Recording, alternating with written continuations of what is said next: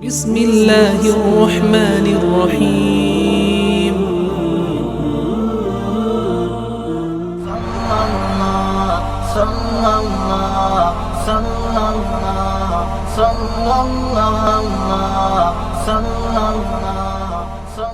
السلام عليكم ورحمة الله وبركاته.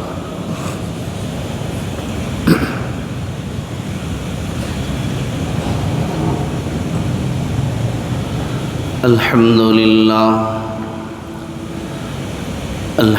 لله الذي جعل في السماء بروجا وجعل فيها سراجا وقمرا منيرا. الحمد لله الذي خلق كل شيء فقدره تقديرا. وأشهد أن لا إله إلا الله وحده لا شريك له، وأشهد أن سيدنا ومولانا محمدا عبده ورسوله.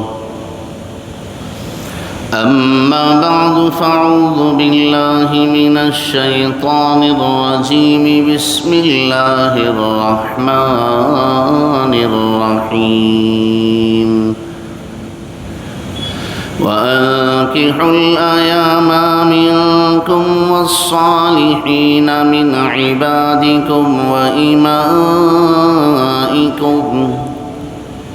إن يكونوا فقراء يغنهم الله من فضله والله واسع عليم. صدق الله العلي العظيم.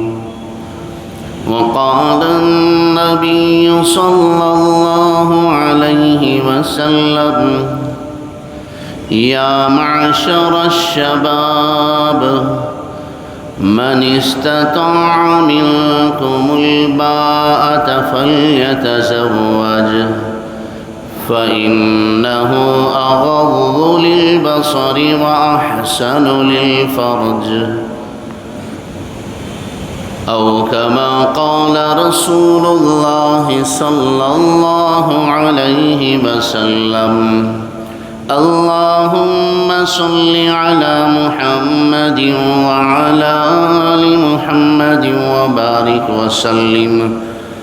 اللهم بارك على محمد وعلى آل محمد وبارك وسلم تسليما كثيرا كثيرا.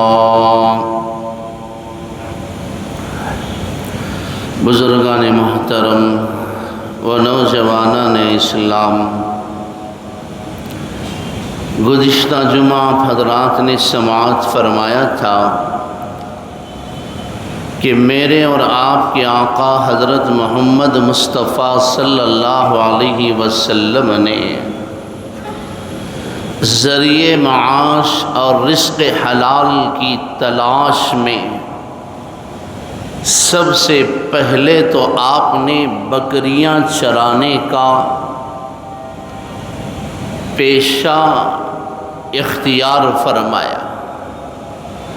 پھر اس کے بعد آپ نے تجارت کے مقدس پیشے کو اور ذریعے کو استعمال فرمایا.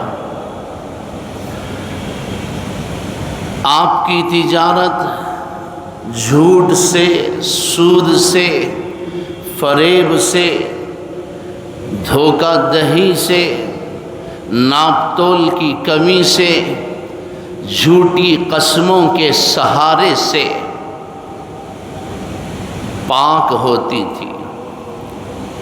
اسی لیے اللہ تبارک و تعالی نے آپ کی تجارت میں، روزی میں وہ برکت عطا فرمائی تھی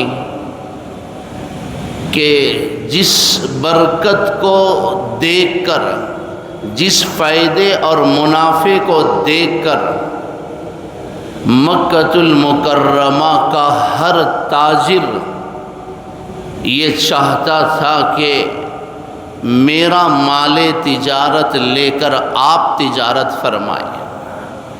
ہر سرمایہ دار آپ سے اشتراک، آپ سے پارٹنرشپ کرنا چاہتا تھا۔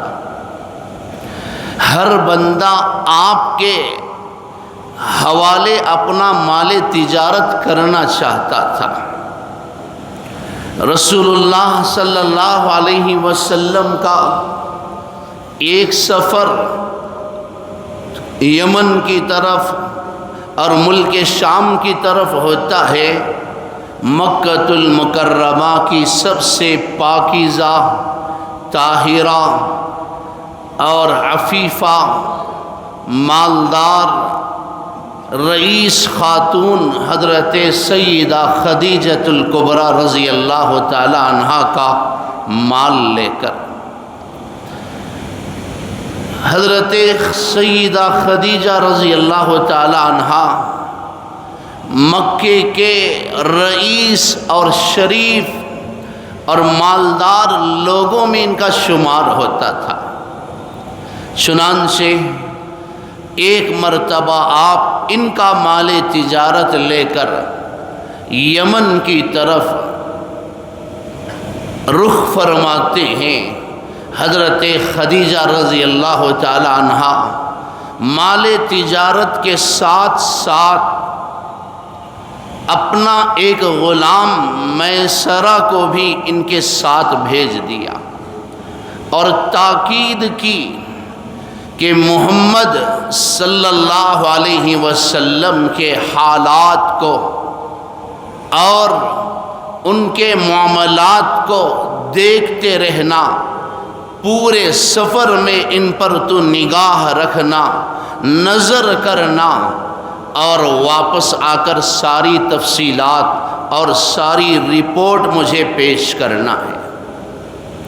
غلام میسرہ بھی ساتھ چلتا ہے۔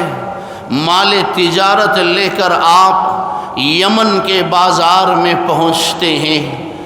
جب آپ نے تجارت کے اندر سچائی اور صداقت کو اپنایا، صحیح راستے کو آپ نے اختیار فرمایا، تو اللہ تعالیٰ نے آپ کی تجارت میں ایسی برکت عطا فرمائی، مختصر وقت میں بہت بڑے فائدے کے ساتھ، بہت بڑے نفع کے ساتھ آپ کا مال تجارت فروخت ہو جاتا ہے۔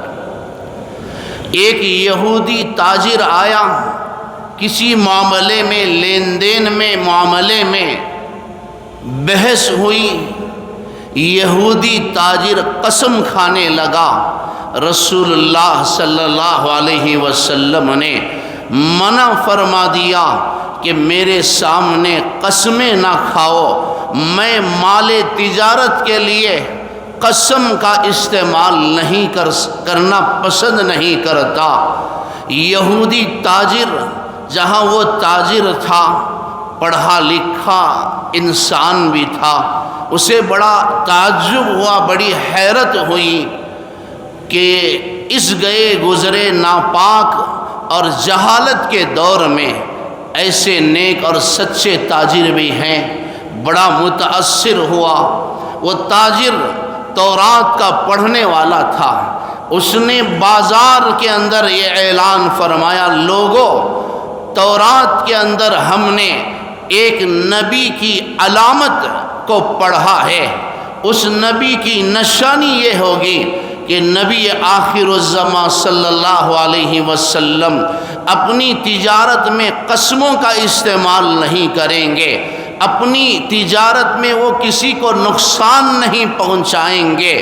میری فراست کے مطابق ہو سکتا ہے یہی اللہ کے آخری نبی ہیں، یہ نبی آخر الزمان صلی اللہ علیہ وسلم ہیں۔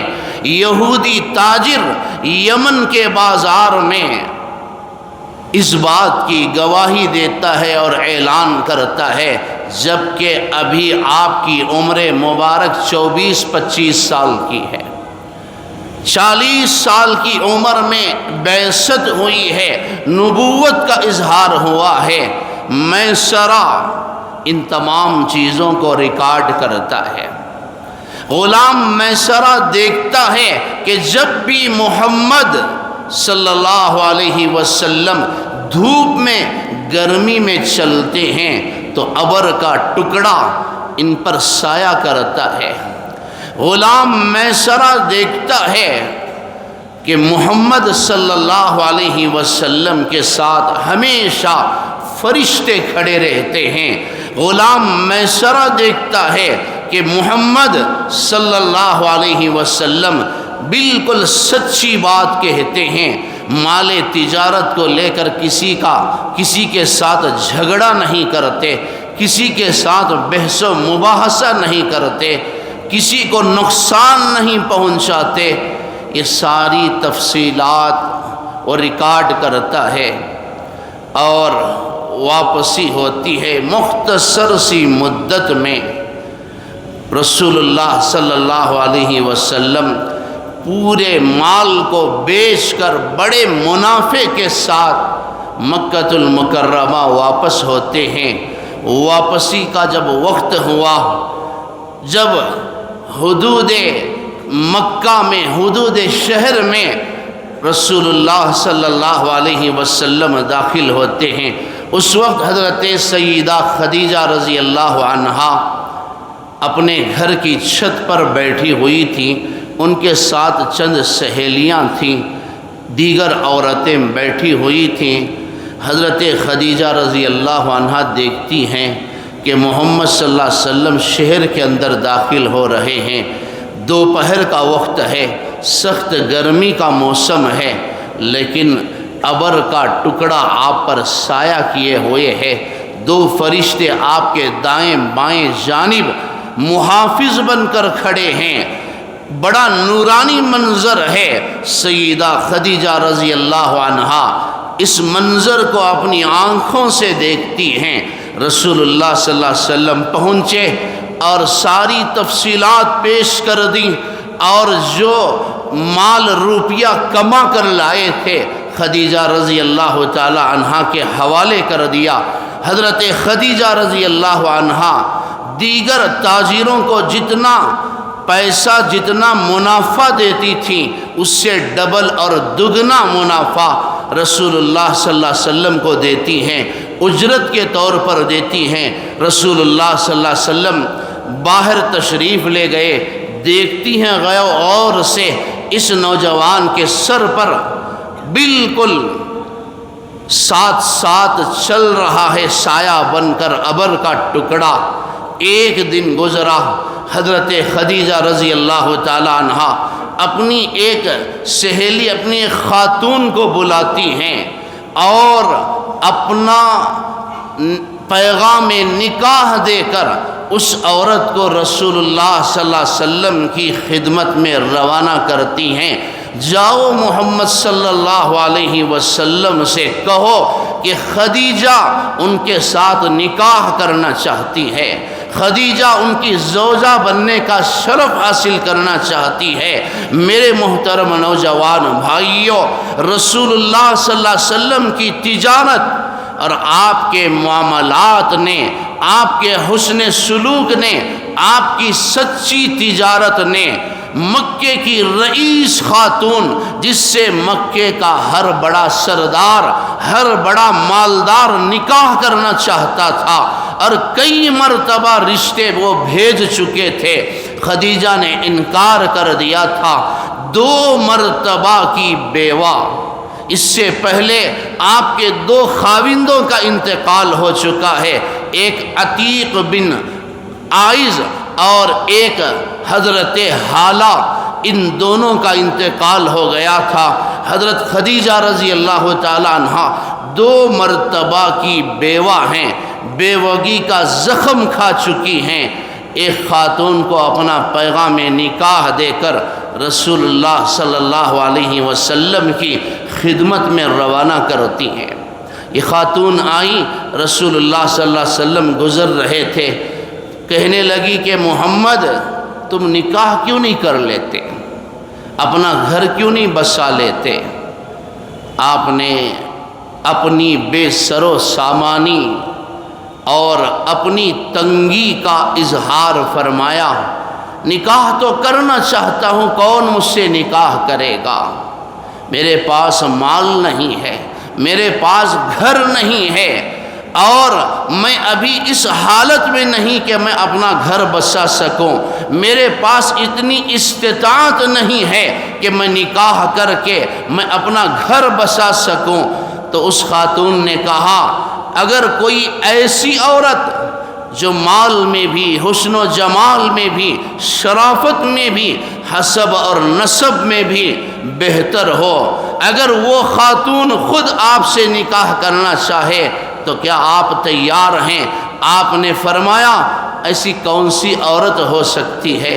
کون ایسی عورت ہو سکتی ہے جو یہ ساری خوبیاں اس کے اندر موجود ہوں؟ اس خاتون نے کہا مکے کی شریف رئیس اور پاک باز طاہرہ اور عفیفہ خاتون حضرت خدیجہ رضی اللہ عنہا آپ سے نکاح کرنا چاہتی ہیں۔ میرے نوجوان بھائیوں، لوگوں کو اپنے اخلاق سے متاثر کرو، لوگوں کو اپنے کردار اور کیریکٹر سے متاثر کرو۔ لوگ تمہارے گھر پر رشتہ تمہاری دولت کو دیکھ کر لے کر نہ آئیں، لوگ تمہاری صورت کو دیکھ کر آپ کو اپنا داماد بنانا نہ چاہیں، بلکہ لوگ آپ کے کردار، کیریکٹر، اخلاق اور حسن سلوک، آپ کے معاملات، آپ کی معاشرت کو دیکھ کر ہر بندہ آپ کو اپنا داماد بنانا چاہے اور یہ تمنا یہ لے کر پھرے۔ مکے کا ہر فرد محمد صلی اللہ علیہ وسلم سے اپنی بیٹی کا نکاح کرنا چاہتا ہے۔ مکے کا ہر فرد محمد صلی اللہ علیہ وسلم کو باوجود فقر و فاقے کے اپنا داماد بنانا چاہتا ہے۔ کیوں؟ دولت تو نہیں ہے، رہنے کے لیے گھر بھی نہیں ہے، پیدا ہوئے تو یتیم ہیں، ابو طالب چچا کی کفالت میں زندگی گزار رہے ہیں، پھر کیا وجہ ہے کہ ہر بندہ آپ کو اپنا داماد بنانا چاہتا ہے؟ وہی اخلاق، وہی کردار، وہی معاملات، وہی معاشرت، وہی عاجزی اور تواضع، بڑوں کا احترام، بات میں سچائی لوگوں کو اتنا متاثر کر گئی کہ ہر بندہ اس بات کی بھیک مانگنے لگا۔ اور دوسری جانب میرے نوجوان بھائیوں، بالخصوص تاجر احباب، اس بات پر غور کریں جو یہ سمجھتے ہیں کہ جب تک میں جھوٹ نہیں بولوں گا میری تجارت ترقی نہیں کرے گی۔ وہ تاجر احباب غور سے سنیں جن کا نظریہ یہ ہے کہ جب تک میں دھوکہ نہیں دوں گا میں مالی اعتبار سے ترقی نہیں کروں گا۔ وہ لوگ اس واقعے پر ضرور غور کریں، جب تک میں لون نہیں لوں گا، سود کا پیسہ نہیں لوں گا، اس وقت تک میری ترقی نہیں ہوگی۔ محمد الرسول اللہ صلی اللہ علیہ وسلم نے نہ کسی سے لون لیا، نہ کسی کا سود کا ایک پیسہ لیا، نہ کسی سے جھوٹ بولا، نہ دھوکہ دیا۔ اللہ تعالیٰ نے سچائی کی برکت سے تجارت میں ترقی عطا فرما دی۔ سچائی کی بدولت اللہ نے آپ کی زندگی کو آباد کر دیا۔ یاد رکھنا، سود نے گھروں کو برباد کیا ہے، لوگوں کی زندگیاں لے لی سود نے۔ ابھی 5-6 دن پہلے کا واقعہ آپ نے دیکھا بھی ہوگا، سنا بھی ہوگا، ابھی بھی میرے موبائل میں وہ ویڈیو کلپ موجود ہے کہ سود کی وجہ سے ایک پورا خاندان، 3 بچے، میاں اور بیوی دونوں موت کو اپنے گلے سے لگا لیتے ہیں۔ ماں 3 بچوں کو زہر کھلا کر بچوں کو سلا دیتی ہے، وہ بچے ابدی نیند سو گئے اور خود ماں جا کر پھانسی کے پندھے پر لٹک جاتی ہے۔ شوہر بھی پھانسی کے پندھے کو اپنے گلے میں ڈال کر ہمیشہ ہمیشہ کے لیے وہ دنیا کو خیر باد کہہ دیتا ہے۔ وجہ کیا ہے؟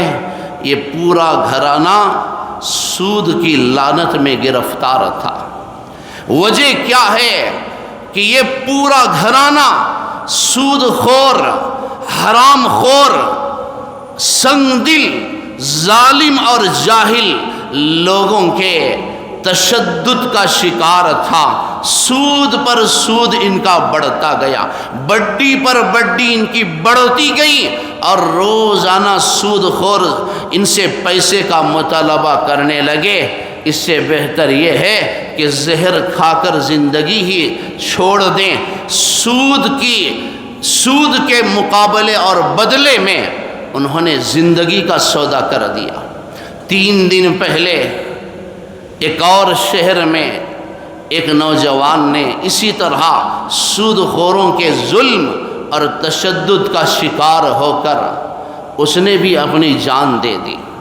یہ تو چند واقعات ہمارے سامنے آتے ہیں، پتہ نہیں کتنے گھر اس کی وجہ سے تباہ اور برباد ہو گئے۔ گھر تو گھر، میری بات کا یقین کریں، پتہ نہیں اس کی وجہ سے کتنی ہماری نوجوان بہنوں کی عزتیں لٹ گئی۔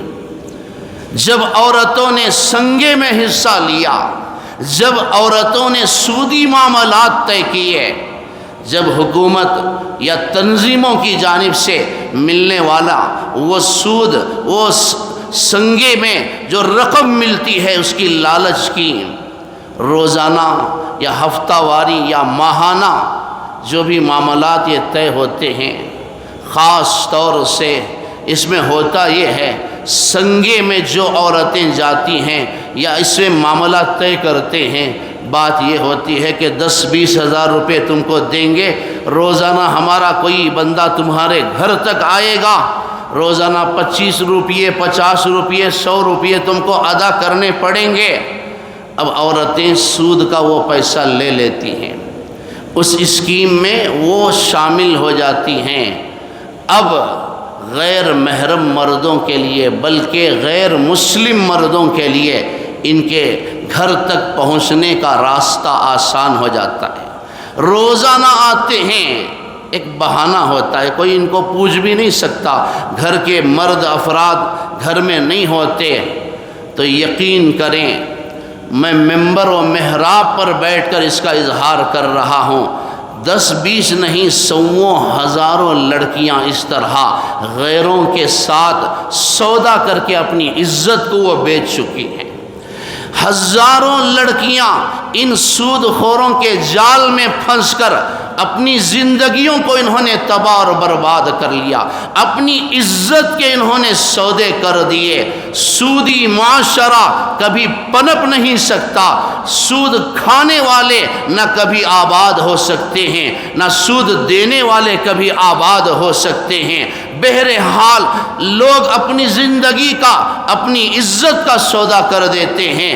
چنانچہ ان واقعات سے عبرت حاصل کریں، جن جن گھروں میں یہ وبا، یہ لعنت، یہ مصیبت پہنچی ہے، مرد حضرات اپنے اندر غیرت پیدا کریں، اپنی عزت کا خیال رکھیں۔ آپ جاتے ہیں دکان اور ملازمت پر، آپ کے گھر میں عورتیں مستورات تنہا رہتی ہیں، اس طرح غیر مرد گھر کے اندر آتا ہے، 100 روپیوں کے بدلے میں عزت کے سودے ہو جاتے ہیں۔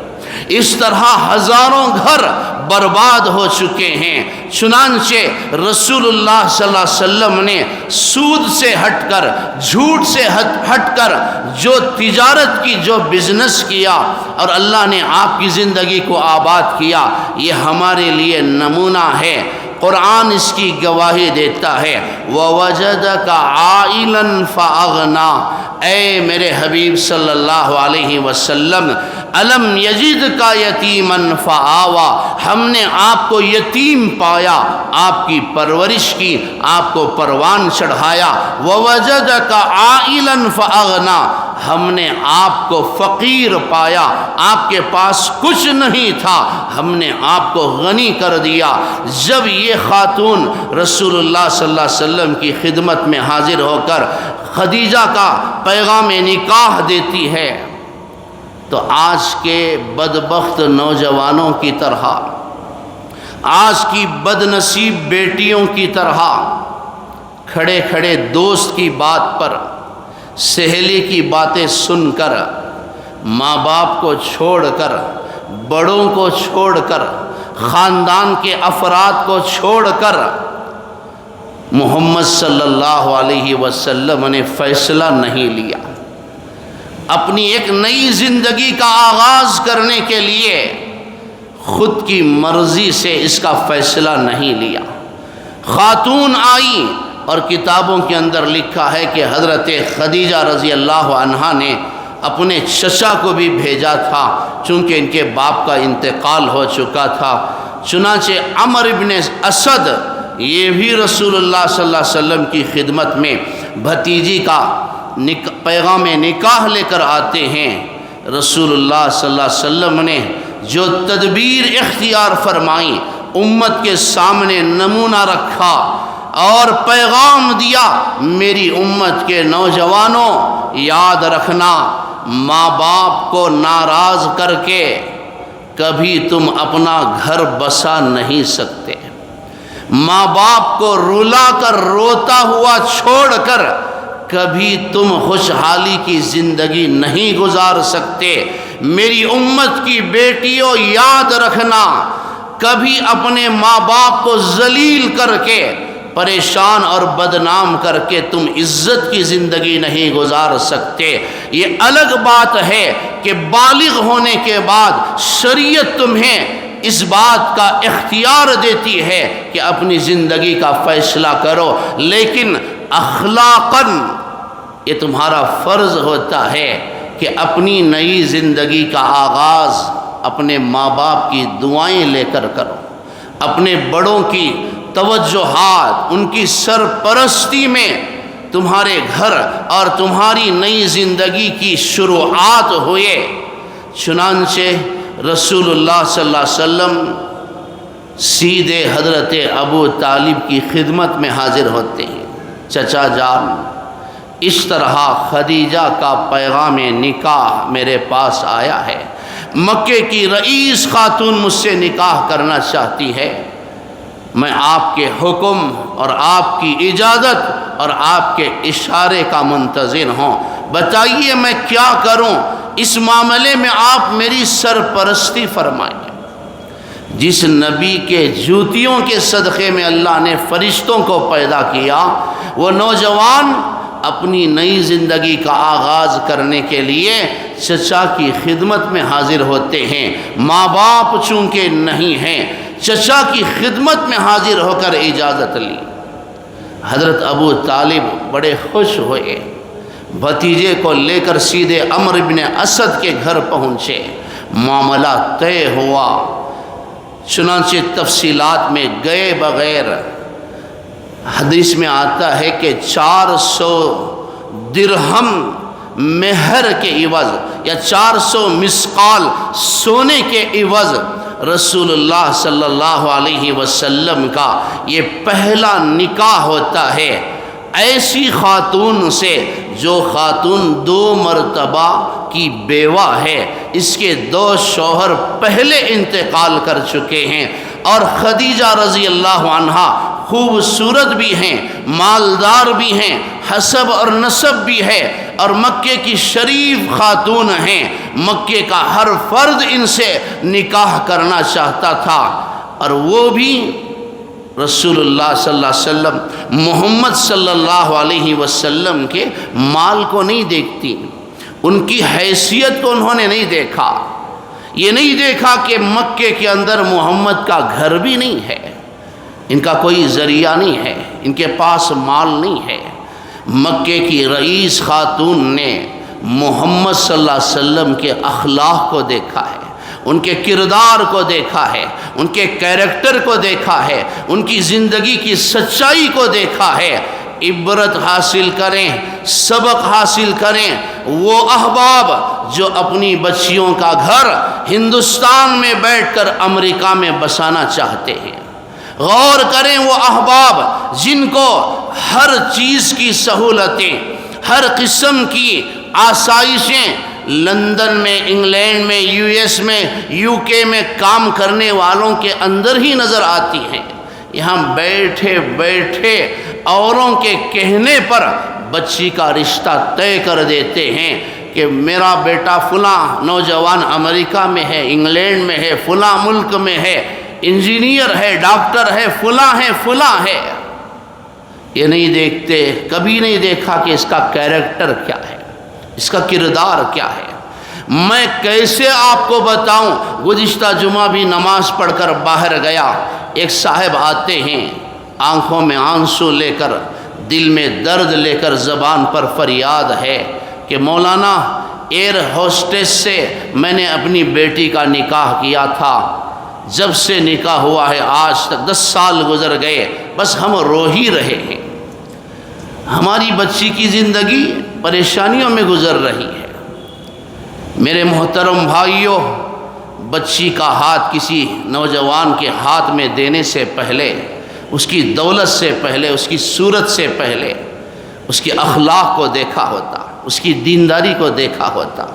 رسول اللہ صلی اللہ علیہ وسلم نے ارشاد فرمایا 4 چیزوں کی وجہ سے نکاح کیا جاتا ہے، مال کی وجہ سے، جمال کی وجہ سے، اچھے خاندان کی وجہ سے، اور چوتھی چیز دینداری کی وجہ سے۔ یاد رکھنا میری امت، مالداری کو دیکھ کر نکاح کرو گے، ایک نہ ایک دن وہ مال فقیری میں بدل جائے گا، ایک نہ ایک دن وہ مالدار فقیر بن جائے گا۔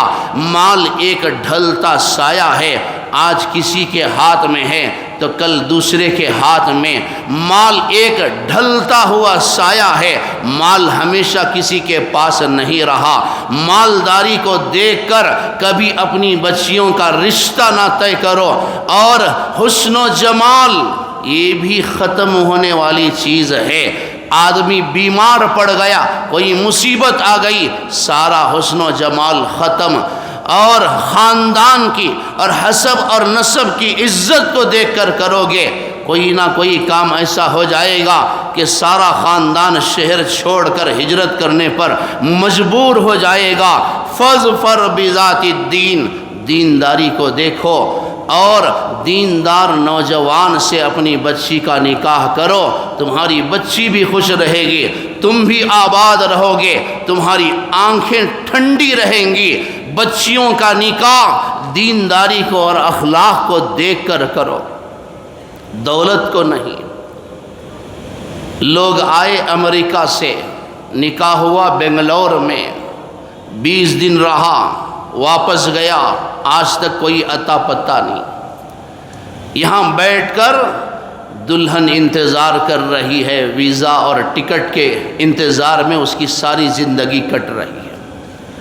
بیٹھے ہیں بنگلور میں، کسی نہ کسی مداوت کی باتوں میں آ کر، بہکاوے میں آ کر، لڑکا ہے انگلینڈ میں، نکاح ہو گیا، دیکھا نہیں، پتہ نہیں انگلینڈ میں، امریکہ میں کتنی یہودیوں اور عیسائی لڑکیوں سے اس کا تعلق ہے، کس شراب اور شباب کے اڈے میں اس کے دن رات گزرتے ہیں، کبھی دیکھا نہیں۔ صورت کو دیکھا، تنخواہ کو دیکھا، مالداری کو دیکھا، اور بچی کا سودا کر دیا۔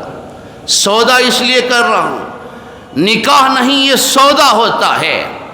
تم نے اولاد کا نکاح مال کی بنیاد پر کیا، حسن و جمال کی بنیاد پر کیا، وہ ختم ہو گیا تو بچی کی زندگی بھی ختم۔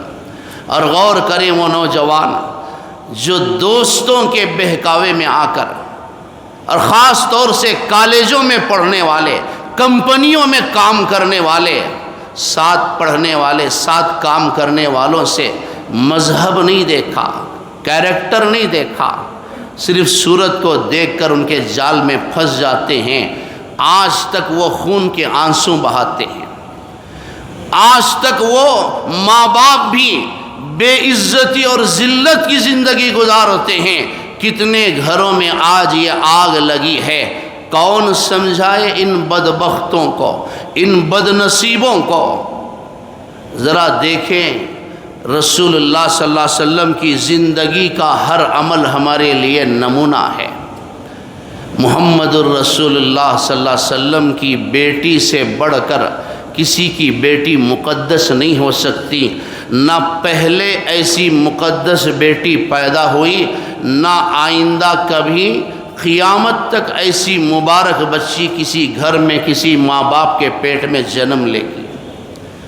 یہ تو کائنات کی بڑی شہزادی تھی، نبی آخر الزماں صلی اللہ علیہ وسلم کی یہ بیٹی تھی، خود جنتی عورتوں کی سردار تھی، جنتی نوجوانوں کے سرداروں کی یہ ماں ہے۔ ایسی عظیم بیٹی کے نکاح کا جب وقت آیا، 15.5 سال عمر حضرت فاطمہ کی، 20 سال 19 اور 20 سال کے درمیان حضرت علی رضی اللہ عنہ کی عمر ہے۔ کئی رشتے آئے، رسول اللہ صلی اللہ علیہ وسلم انتظار کرتے ہیں، ابو بکر آئے تھے، عمر آئے تھے، حضرت علی رضی اللہ تعالی عنہ بھی پیغام لے کر آتے ہیں۔ بہرحال تفصیلات انشاءاللہ میں آئندہ جمعہ سناؤں گا۔ حضور اکرم صلی اللہ علیہ وسلم حضرت سیدہ فاطمہ الزہرا رضی اللہ عنہا کا نکاح حضرت علی رضی اللہ عنہ سے کر دیتے ہیں۔ غور کرنا، وہ احباب جو دولت کو دیکھتے ہیں، جو 3-3 4-4 لاکھ روپیے 5 لاکھ روپیے تنخواہ پر نظر رکھتے ہیں، اور جن کی نگاہ صرف کار کوٹھے بنگلوں پر جاتی ہے، حسن و جمال کو جو دیکھتے ہیں، بچی کا نکاح کر دیا حضرت علی رضی اللہ عنہ سے۔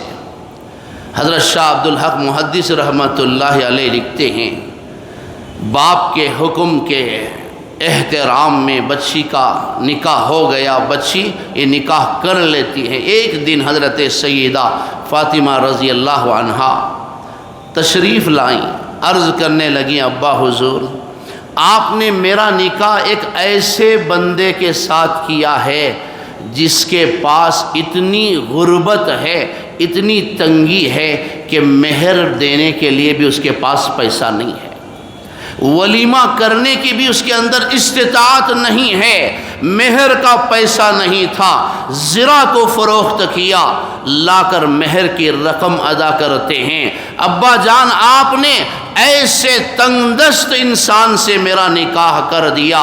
غور کرنا، رسول اللہ صلی اللہ علیہ وسلم نے بچی کو کیا جواب دیا؟ میری بیٹی یاد رکھ لے، تیرا باپ جو کام بھی کرتا ہے وہ اللہ کے حکم سے کرتا ہے۔ دوسری بات یہ ہے کہ بیٹی اللہ تبارک و تعالیٰ نے دیکھ، پہلی بات تو یہ ہے کہ میں نے علی کی دولت کو، اس کی صورت کو، اس کی صلاحیت کو دیکھ کر میں نے تیرے ساتھ اس کا نکاح نہیں کیا۔ میری بیٹی اللہ تعالیٰ نے 2 مردوں کو بڑی عزت، بڑی فضیلت عطا فرمائی ہے، ان میں سے ایک تیرا باپ ہے، دوسرا تیرا شوہر ہے۔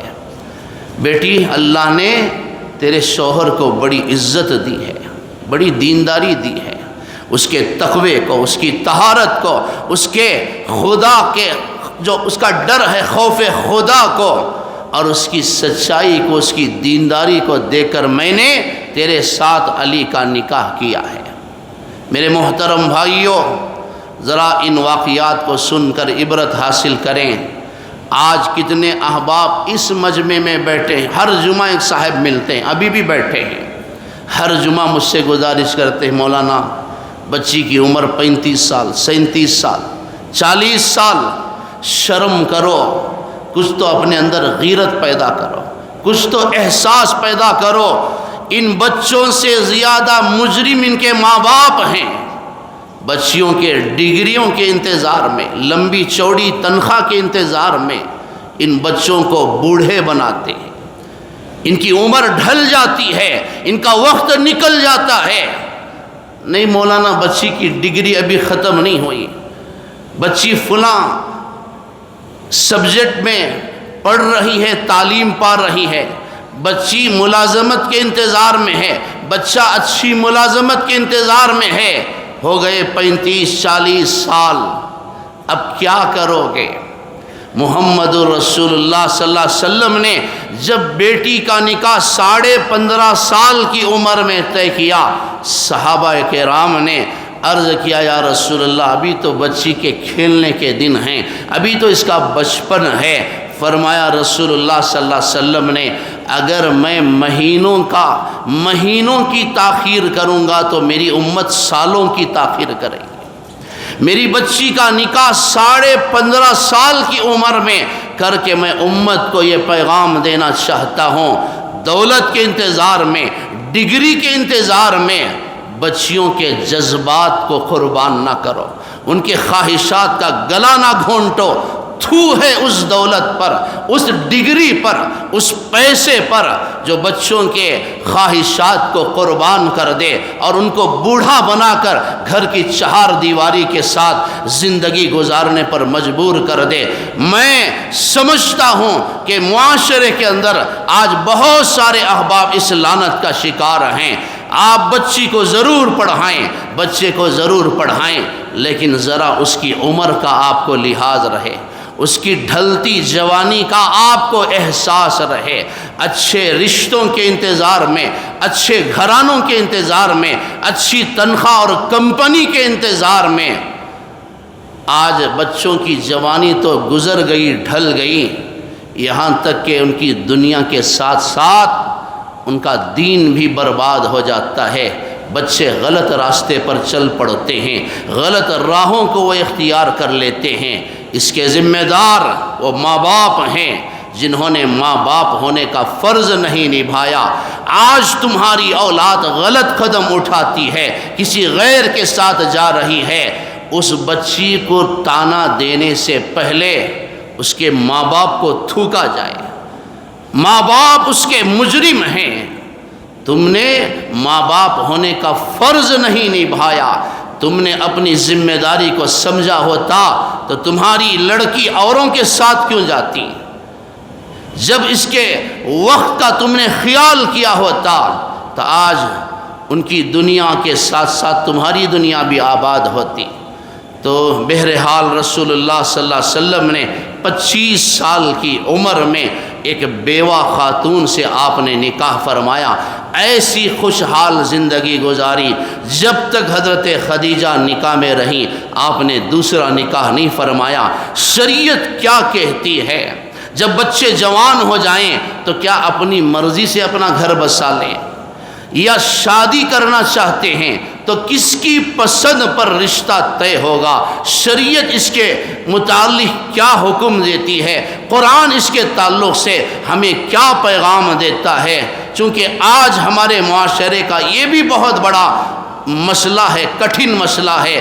اسی محلے کی رہنے والی 25 سال کی ایک نوجوان لڑکی چند دن پہلے مجھے فون کرتی ہے کہ مولانا میرا رشتہ طے ہو چکا ہے اور لڑکا پسند آ چکا ہے، سب کچھ ٹھیک ٹھاک ہے، لیکن میرے ماں باپ اس رشتے سے راضی نہیں، میرے ماں باپ اس رشتے سے راضی نہیں، میرا گھر وہ بسانا نہیں چاہتے، میرے باپ خود اس رشتے کو توڑنے پر تلے ہیں، آپ ذرا سمجھائیں۔ جمعہ کے موقع پر وہ وہیں آتے ہیں، ایک لڑکی مجھے فون کرتی ہے۔ ایسے کئی واقعات گھروں کے اندر ہیں۔ شریعت کیا کہتی ہے؟ انشاءاللہ اس کی تفصیلات میں آئندہ جمعہ آپ حضرات کی خدمت میں عرض کروں گا۔ اللہ تبارک و تعالی ماں باپ کو اپنی ذمہ داری اور اپنا فرض سمجھنے اور اولاد کو اپنے حدود میں رہتے ہوئے، ماں باپ کو راضی اور خوش رکھتے ہوئے اپنی نئی زندگی کا آغاز کرنے، اپنی دنیا کو بسانے کی طاقت و توفیق عطا فرمائے۔